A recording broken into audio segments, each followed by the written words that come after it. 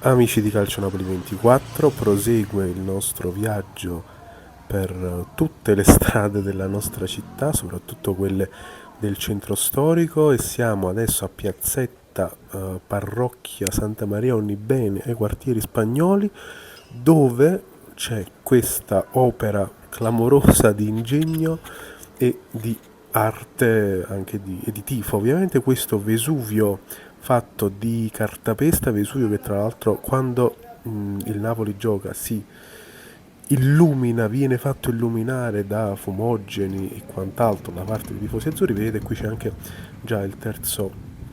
scudetto appoggiato sopra a questo Vesuvio, poi tutti i paletti attorno sono stati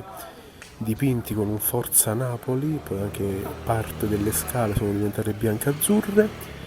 in alto i soliti drappi bianchi e azzurri che fanno da contorno ovviamente a questa fantastica opera, ripetiamo,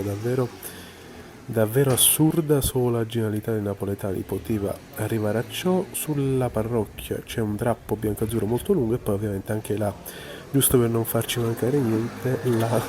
maschera di Victor Osimhen a grandezza più che naturale, grandezza enorme questa maschera, però ecco quindi la nuova invenzione.